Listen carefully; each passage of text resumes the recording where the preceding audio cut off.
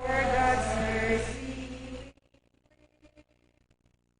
grant the shield of your mighty protection. Assure your aid by the depth of our need. Bend from your throne at the voice of our crying. Look to this earth where your footsteps have trod. Stretch out your arms to us living and dying. Mary Immaculate, Mother of God. Please kneel all together. Dear Mother of Perpetual Help, from the cross Jesus gave us to us for our mother. You are the kindest, the most loving of all mothers. Look tenderly on us, your children, as we now ask you to help us in all our needs, especially this one. Please recall your petitions.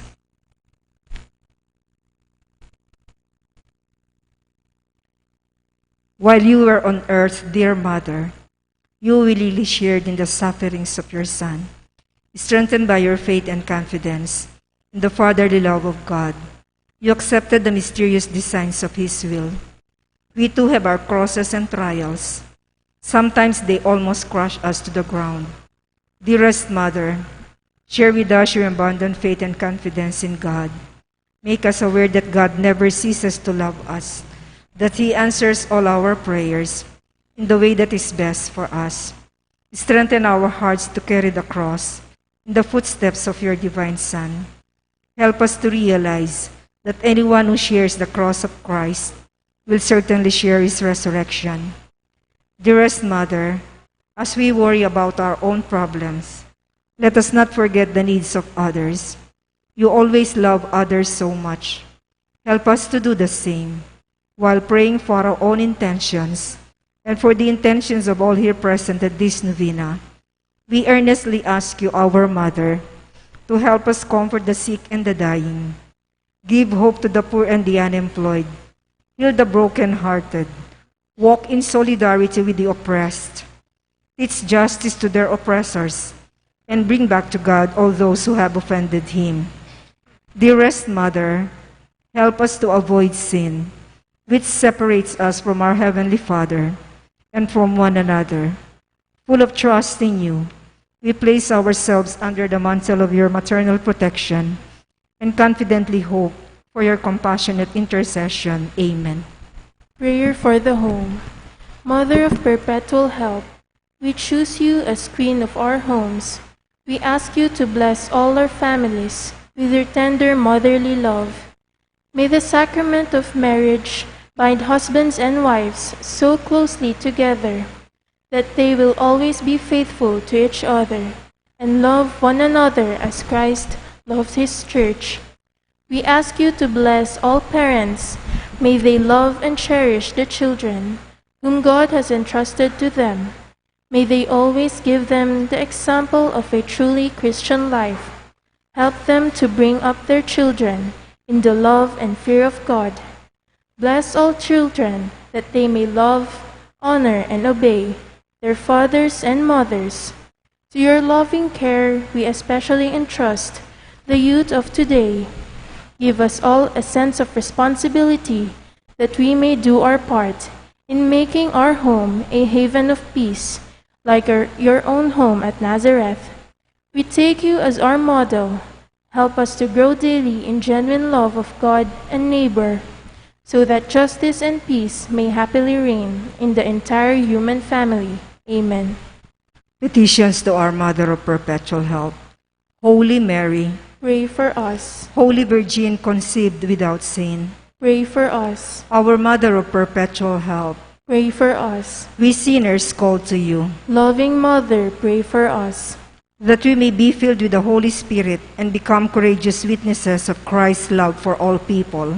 Loving Mother, pray for us. that we may be more and more like our divine Lord as you were, Loving Mother, pray for us. that we may be meek and humble of heart like your Son Jesus, Loving Mother, pray for us. that we may fear losing God's friendship forever by unrepented sin, Loving Mother, pray for us. that we may seek Christ's mercy and forgiveness constantly in the sacrament of penance, Loving Mother, pray for us. that we may be aware of God speaking to us in the events of daily life, Loving Mother, pray for us. that we may pray daily with love and trust, especially in moments of temptation, Loving Mother, pray for us. that we may understand the value of worshiping God together in the Eucharist, Loving Mother, pray for us. that we may grow in the love of Christ and neighbor by frequent communion, Loving Mother, pray for us. that we may reverence our bodies as temples of the Holy Spirit, Loving Mother, pray for us. that we may strive to be true Christians by our loving concern for others, Loving Mother, pray for us. that we may proclaim the dignity of work by doing our own work conscientiously, Loving Mother, pray for us. that we may forgive from our heart those who have wronged us, Loving Mother, pray for us. that we may see the evil of seeking our own interests at the expense of others, Loving Mother, pray for us. that we may work for the just distribution of this world's goods, Loving Mother, pray for us. that we may share our talents with others for the good of the community, Loving Mother, pray for us. that we may accept our responsibility in the community in the spirit of genuine service, Loving Mother, pray for us. that the Holy Spirit may guide and strengthen Pope Francis, the bishops, and the clergy, Loving Mother, pray for us. that we may be blessed with an increase of priestly and religious vocations, Loving Mother, pray for us. that we may care for and protect God's creation, Loving Mother, pray for us. that we may defend human dignity and the sanctity of human life from conception to natural death, Loving Mother, pray for us. that we may promote the equality of men and women, Loving Mother, pray for us. that we may be aware of God speaking to us in the events of daily life, Loving Mother, pray for us. that there will be genuine and lasting peace in the world, Loving Mother, pray for us. that we may bring the knowledge and love of Christ to those who do not know Him, Loving Mother, pray for us. that we may be aware of our dependence on God in the midst of human achievements, Loving Mother, pray for us. that we may be ready at death to enter the home of our Heavenly Father, Loving Mother, pray for us. that we may be comforted at the death of our dear ones by our hope in the risen Lord, Loving Mother, pray for us. that our departed brothers and sisters quickly share in your Son's resurrection. Loving Mother, pray for us. We pray in silence for our own intentions.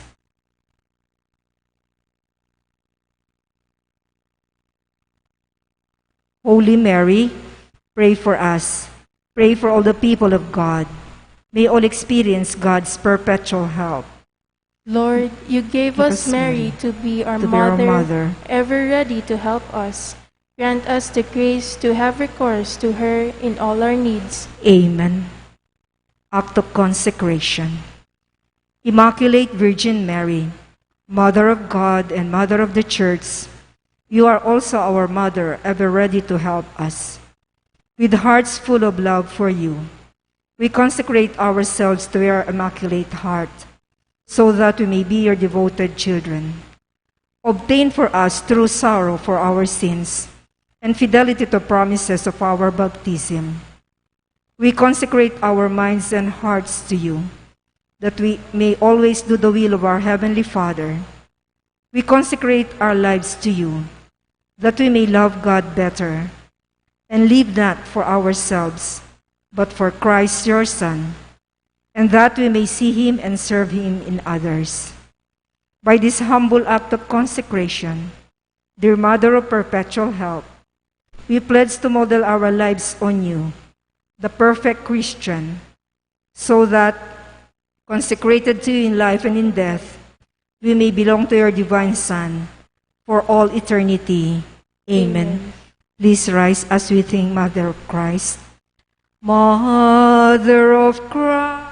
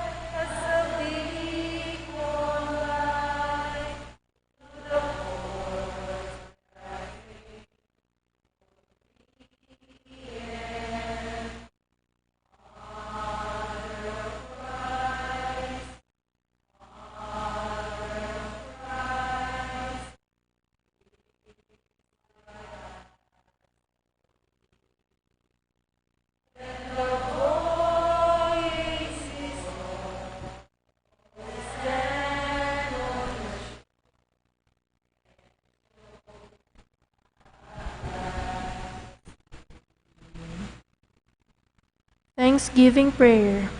Lord Jesus Christ, truly present in the most blessed Eucharist, we adore you.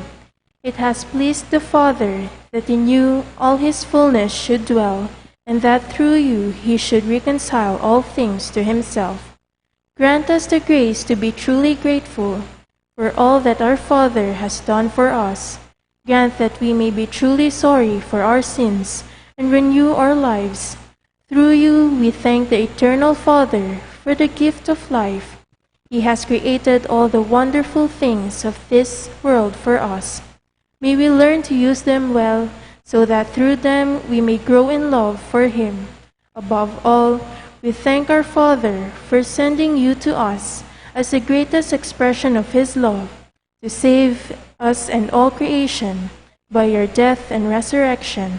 We thank you, Lord, for giving us your own mother to be our mother of perpetual help. May the countless favors we have received through her intercession, and especially through the novena, inspire us with greater confidence in God's loving mercy. Grant that we may always do the holy will of God and persevere in his love. To the most holy Trinity, Father, Son, and Holy Spirit, be honor, glory, and thanksgiving forever and ever. Amen. Prayer for the sick. Lord Jesus Christ, you bore our sufferings and carried our sorrows in order to show us clearly the value of human weakness and patience. Graciously hear our prayer for the sick. Grant that they who are weighed down with pain and other afflictions of illness may experience God's healing power and comfort. Restore them to health in body and soul, so that they can continue to serve you and their brothers and sisters. Amen. Please rise as we sing Hail Mary. Hail Mary.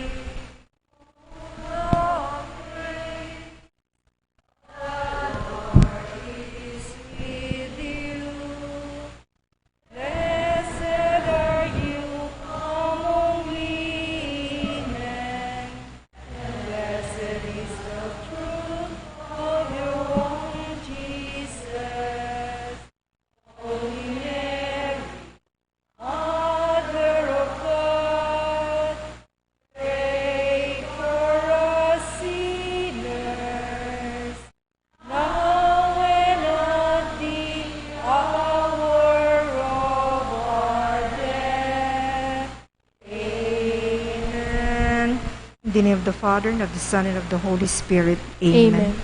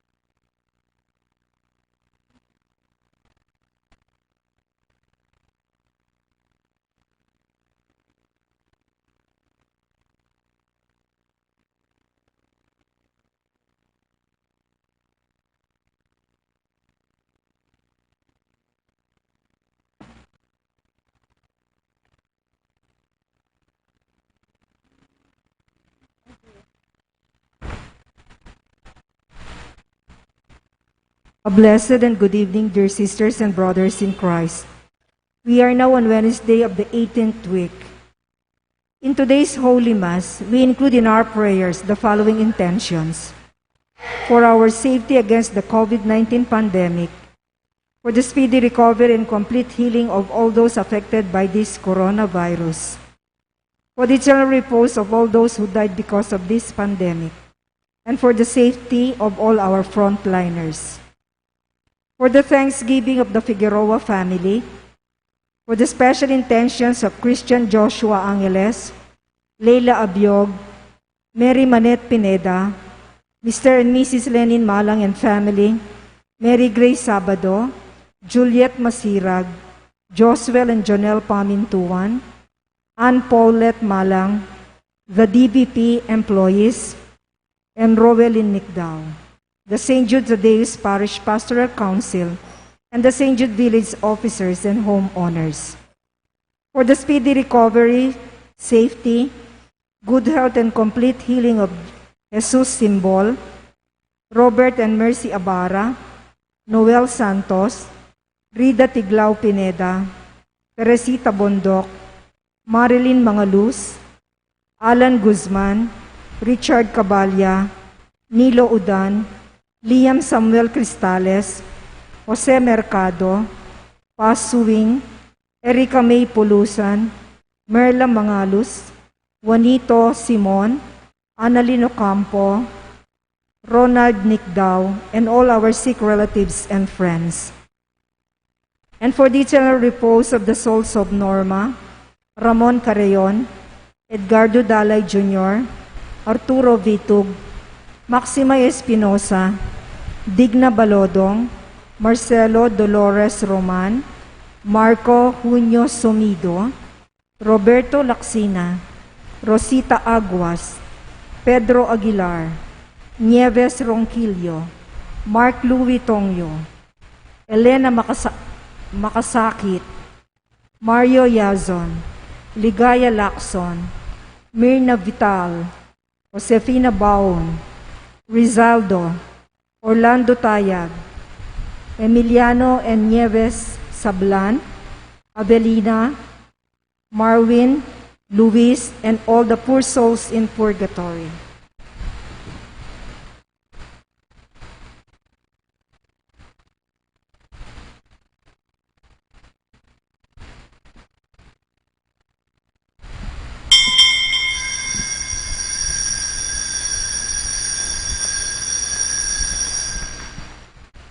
O God, come to my assistance. O Lord, make haste to help me. You are my rescuer, my help. O Lord, do not delay.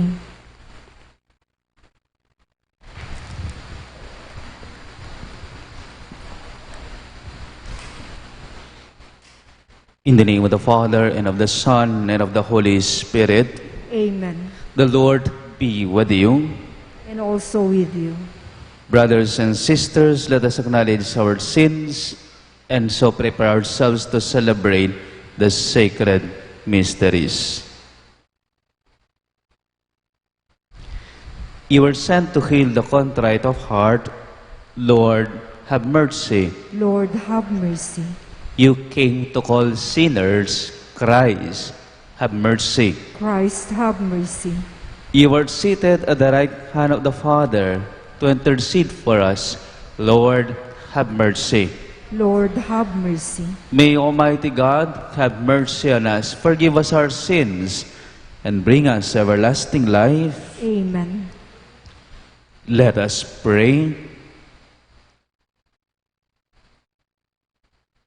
Draw near to your servants, O Lord, and answer their prayers with unceasing kindness, that for those who glory in you as their Creator and Guide, you may restore what you have created and keep safe what you have restored. Through our Lord Jesus Christ, your Son, who lives and reigns with you, in the unity of the Holy Spirit, one God, forever and ever. Amen.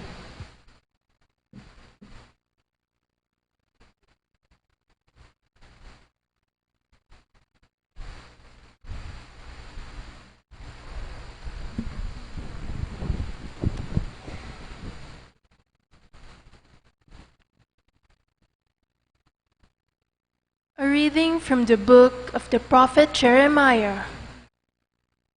At that time, says the Lord, I will be the God of all the tribes of Israel, and they shall be my people.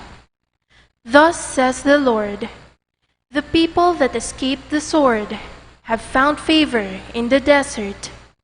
As Israel comes forward to be given his rest, the Lord appears to him from afar. With age-old love I have loved you, so I have kept my mercy toward you. Again I will restore you, and you shall be rebuilt. O Virgin Israel, carrying your festive tambourines, you shall go forth dancing with the merrymakers. Again you shall plant vineyards on the mountains of Samaria. Those who plant them shall enjoy the fruits.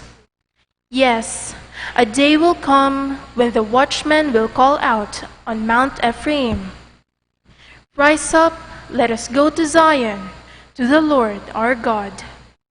For thus says the Lord, Shout with joy for Jacob, exult at the head of the nations.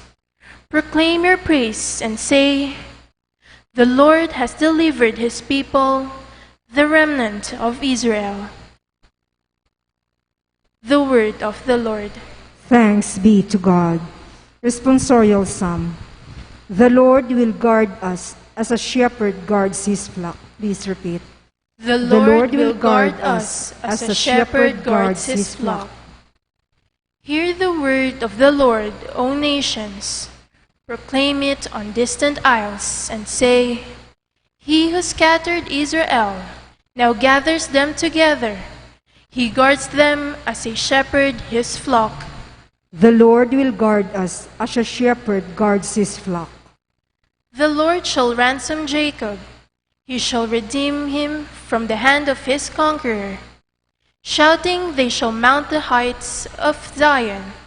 They shall come streaming to the Lord's blessings. The Lord will guard us as a shepherd guards his flock. Then the virgins shall make merry and dance, and young men and old as well. I will turn to their mourning into joy. I will console and gladden them after their sorrows. The Lord will guard us as a shepherd guards his flock. We now honor the Holy Gospel and let us sing the Alleluia. Alleluia. Alleluia. Alleluia. Alleluia. Altogether, a great prophet has arisen in our midst, and God has visited his people. Alleluia. Alleluia. Alleluia. Alleluia.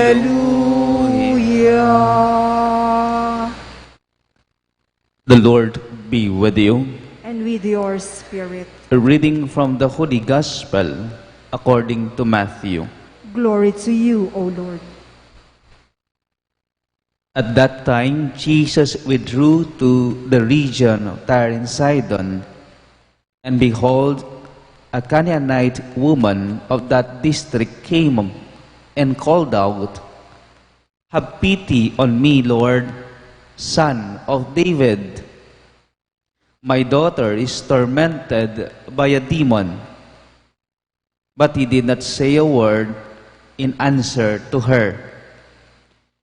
His disciples came and asked him, Send her away, for she keeps calling out after us. He said in reply, I was sent only to the lost sheep of the house of Israel. But the woman came and did him homage, saying, Lord, help me. He said in reply, It is not right to take the food of the children and throw it to the dogs. She said, Please, Lord, for even the dogs eat the scraps that fall from the table of their masters. Then Jesus said to her in reply, O woman, great is your faith. Let it be done for you as you wish. And her daughter was healed from that hour. The Gospel of the Lord. Praise to you, Lord Jesus Christ. Good evening po sa inyong lahat. They say if you are in a desperate situation, you will do everything in your power. You will do everything in your power. And even sacrifice your own selves, especially if it involves your loved ones. Kapag nasa sitwasyon kang ganyan, gagawin at gagawin mo ang lahat ng kaya mo para sa mahal mo sa buhay. I remember when I was in theology, we were about to begin the school year, but I was hospitalized, hepatitis. I forget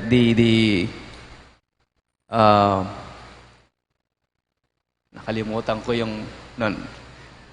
So, na-hospital ako. And then, yung gamot na pinibigay sa akin, dumadaan sa dextrose. And then, every time, the nurse will inject the medicines, my mother was beside me, looking at me. Bakit? Kasi tuwing binibigay yung gamot o tinuturok sa dextrose, napapaluha, napapangiwi ako sa sobrang sakit. Di ko alam kung anong gagawin ko sa katawan ko para labanan yung sakit ng gamot na dumadaloy sa aking mga ugat. Then one time, my mother whispered to me, sabi niya, nung pwede mo, ako na mo'y turukan dang panulo. Potang akakit da kang manasakit, bala mo manasakit ko naman, at doble.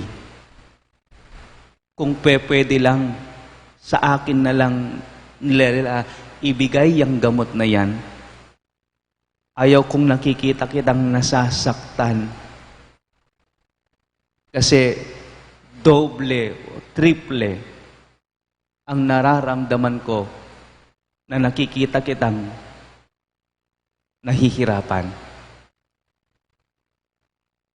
I guess, kayong mga magulang na nandirito, you share the same experience with your children.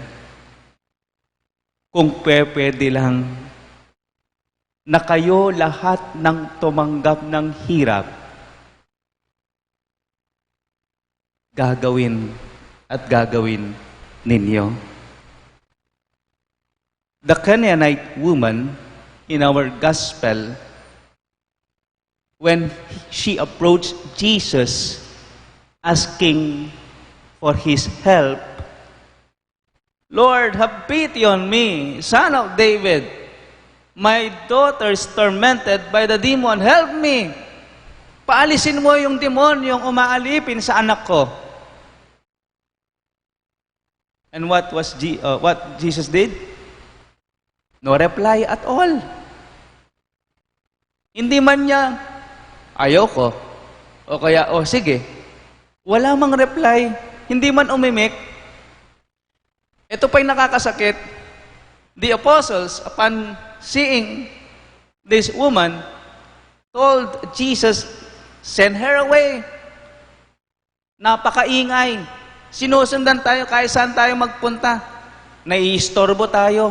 Paalisin nyo na nga yan. Ikaw na nga yung nangangailangan, ano ho? May sakit, nahihirapan yung kanyang anak, tapos paaalisin, ipagtatabo yan, itong nakakabilid doon sa nanay. Hindi po siya tumigil sa paglapit sa Diyos o kay Jesus. And then, Jesus, for the first time, spoke. I was sent to the lost sheep of the house of Israel. Remember, this is a Canaanite woman, meaning she's a pagan. Hindi siya kasama sa mga Jews. Kaya parang sinasabi, ay, ako'y pinadala sa mga Hudyo, sa mga believers kay Yahweh, hindi ka kasama doon. But the woman still did him homage, nagpatira pa sa harap ni Jesus, Lord, help me. Diyos ko, karakal na po, pengawa kayo. Pa rin susuko. And then, the Lord Jesus replied, it is not right to take the food of the children and throw it to the dogs. Diyos ko, patindi ng patindi. Dogs. Aso ang parang katumbas ng babaeng ito. Look at this. Please, Lord, for even the dogs eat the scraps that from the table of their masters. Okay, tinanggap niya. Aso siya. Pero yung isang aso, kahit yung mumog lang na nahuhulog, kahit yung tira-tira lang, Lord, yun lang ho. Sapat na ho sa akin. And that time, Jesus saw her faith. O woman, great is your faith. And maybe we can somehow rephrase that. O woman, great is your love. Hindi lang pananampalataya kay Jesus ang pinag-uusapan dito. Pinag-uusapan din dito ang pagmamahal ng ina sa kanyang anak. Nandun sa puntong iyon, tinulungan siya ni Jesus dahil nakita niya, hindi lang siya sumasampalataya sa kanya, kundi nagmamahal din siya sa kanyang anak. Isn't it, this is also the same mother Jesus had. Our Lady, our Mother Virgin Mary. Di ba sa kanya din tayo dumudulog? Sa kanya din tayo lumalapit kapag may kailangan tayo. Kasi alam natin, kapag ang nanay ang nakiusap sa anak, mas para bang ang dating sa atin pagbibigyan niya, pakikinggan niya, ibibigay niya. We remember the wedding at Cana, hindi ho ba? And this is the good news to all of us. Sana when we pray, we imitate this Canaanite woman na hindi sumuko. Ang hirap kasi sa atin ngayon, natuto tayo para bang gusto natin parating instant. Ngayon mo kailangan, ngayon ka magdasal, gusto mo, ngayon din yung sagot. Pero hindi naman ganun ho sa Diyos. We pray and keep on praying and keep on praying. Well, prayer is not only asking something from God. Part of prayer is waiting for His answer. At doon nagwagi ang babae sa ating ebanghelyo. Hinintay niya, kahit gaano kahirap, hinintay niya, kahit ano, tinanggap niya at naibigay sa kanya. Sana ganun din ho tayo sa ating pananalangin at pag lapit sa Diyos. Huwag tayong magsawa. Huwag tayong tumigil. Dahil sa ating pagdarasal, sa ating paghihintay, ay parte lahat yan ng ating dasal. And in the end, the Lord would tell us, "Oh woman, oh man, oh my children, great is your faith, because great is your love." Amen. Please rise.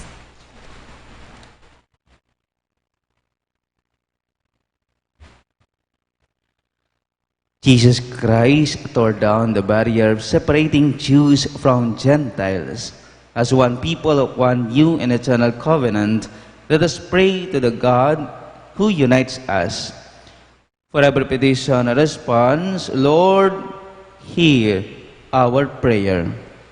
Lord, hear our prayer, that the Church throughout the world may become a channel of God's mercy, peace, and love. Let us pray to the Lord. Lord, hear our prayer. That as a community of believers, we may not be divided by petty barriers of hatred and prejudice. Let us pray to the Lord. Lord, hear our prayer.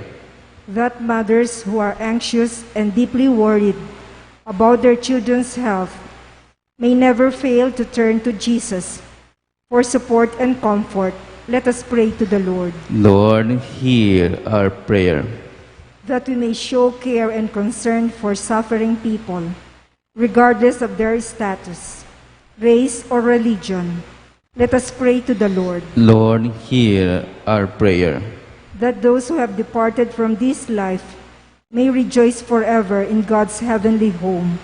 Let us pray to the Lord. Lord, hear our prayer. We also include in our prayers the following intentions: for our safety against the COVID-19 pandemic, for the speedy recovery and complete healing of all those affected by this coronavirus, for the eternal repose of all those who died because of this pandemic, and for the safety of all our frontliners, for the thanksgiving of the Figueroa family, for the special intentions of Christian Joshua Angeles, Leila Abiog, Mary Manette Pineda, Mr. and Mrs. Lenin Malang and family, Mary Grace Sabado, Juliet Masirag, Joswell and Jonel Pamintuan, Ann Paulette Malang, the DBP employees, Rowelyn Nicdao, the St. Jude Today's Parish Pastoral Council, and the St. Jude Village officers and homeowners. For the speedy recovery, safety, good health, and complete healing of Jesus Symbol, Robert and Mercy Abara, Noel Santos, Rida Tiglao Pineda, Teresita Bondok, Marilyn Mangaluz, Alan Guzman, Richard Cabalya, Nilo Udan, Liam Samuel Cristales, Jose Mercado, Paz Suwing, Erica May Pulusan, Merla Mangalus, Juanito Simon, Annalyn Ocampo, Ronald Nicdao, and all our sick relatives and friends. And for the eternal repose of the souls of Norma, Ramon Carreon, Edgardo Dalay Jr., Arturo Vitug, Maxima Espinosa, Digna Balodong, Marcelo, Dolores, Roman, Marco Junio Somido, Roberto Lacsina, Rosita Aguas, Pedro Aguilar, Nieves Ronquillo, Mark Louis Tongyo, Elena Makasakit, Mario Yazon, Ligaya Lacson, Mirna Vital, Josefina Baon, Rizaldo, Orlando Tayag, Emiliano and Nieves Sablan, Avelina, Marwin, Luis, and all the poor souls in purgatory. Let us pray to the Lord. Lord, hear our prayer. We now pray for our own personal intentions.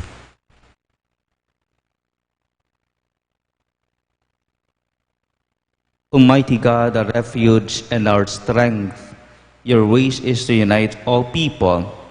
May we always be sensitive to the needs of others and never exclude anyone from our company.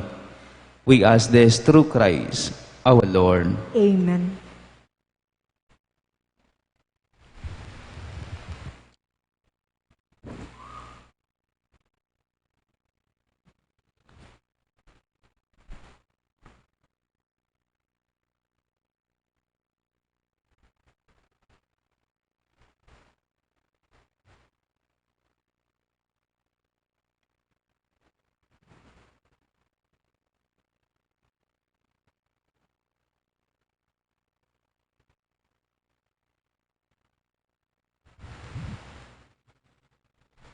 Blessed are you, Lord God of all creation, for through your goodness we have received the bread we offer you, fruit of the earth and work of my hands. It will become for us the bread of life. Blessed be God forever.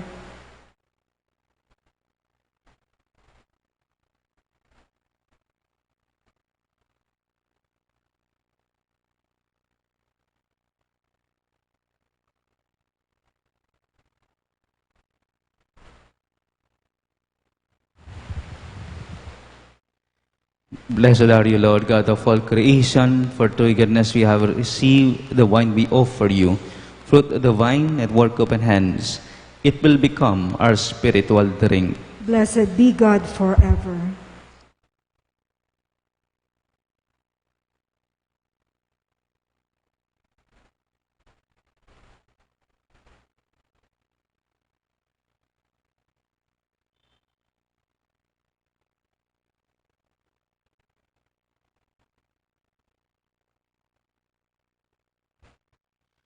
Pray, brothers and sisters, that my sacrifice and yours may be acceptable to God, the Almighty Father. May the Lord accept the sacrifice at your hands for the praise and glory of his name, for our good and the good of all his holy church. Graciously sanctify these gifts, O Lord, we pray, and accepting the oblation of this spiritual sacrifice, make of us an eternal offering to you.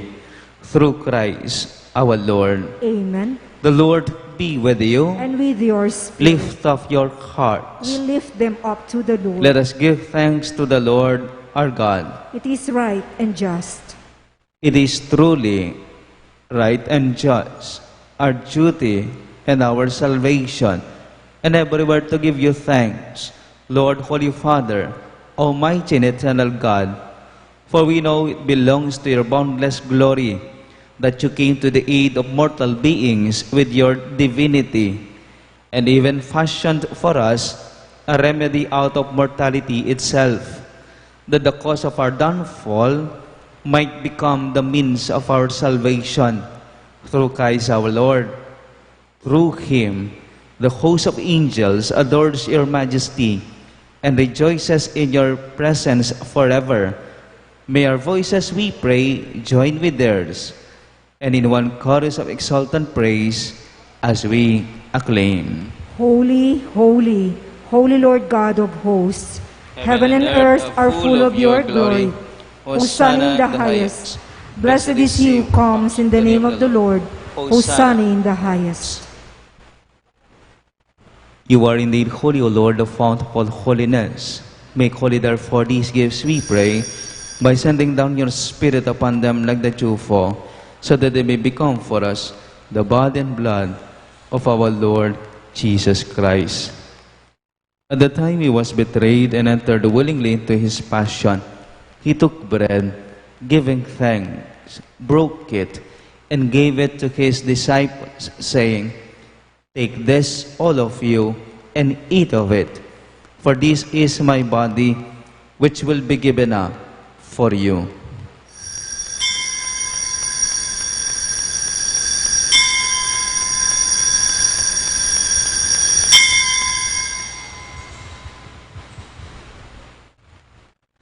In a similar way, when supper was ended, he took the chalice, once more giving thanks. He gave it to his disciples, saying, "Take this, all of you, and drink from it, for this is the chalice of my blood, the blood of the new and eternal covenant, which will be poured out for you and for many, for the forgiveness of sins. Do this in memory of me."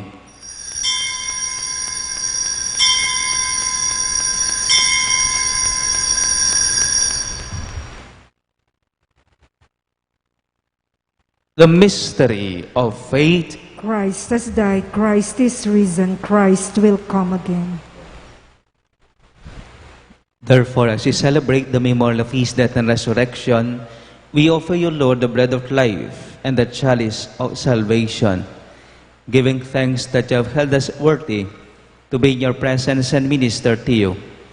Humbly we pray that partaking of the body and blood of Christ, we may be gathered into one by the Holy Spirit.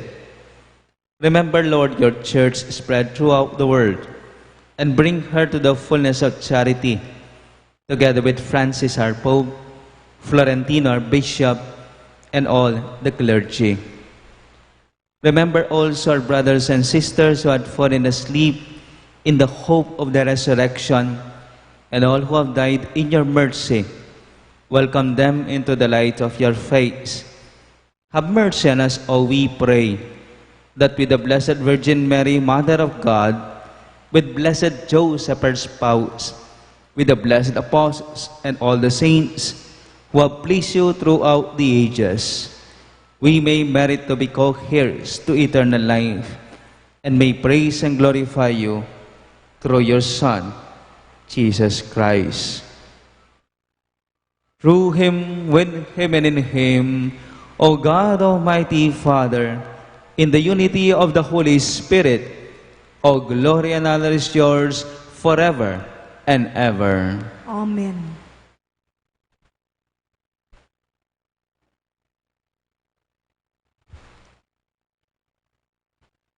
At the Savior's command, informed by the divine teaching, we dare to say, Our Father, who art in heaven, holy be your name. Thy kingdom, thy will be done on earth as it is in heaven. Give us this day our daily bread, and forgive us our trespasses, as we forgive those who trespass against us. And lead us not into temptation, but deliver us from evil. Deliver us, Lord, we pray, from every evil.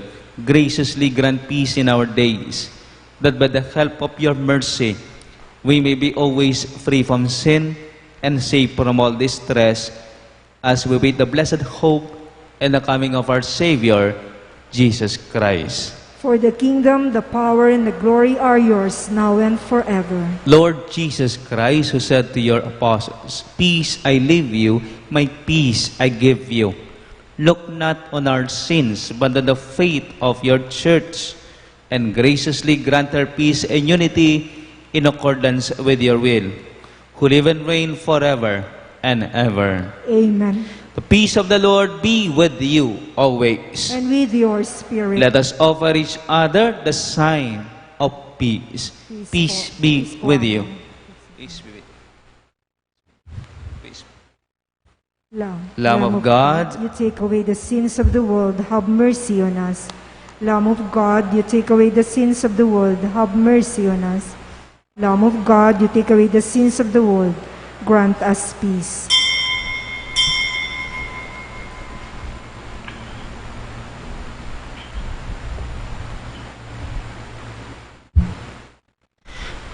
Behold the Lamb of God, behold Him who takes away the sins of the world.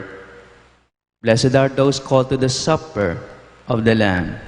Lord, I'm not worthy that you should enter under my roof, but only say the word, and my soul shall be healed. The body of Christ. Amen.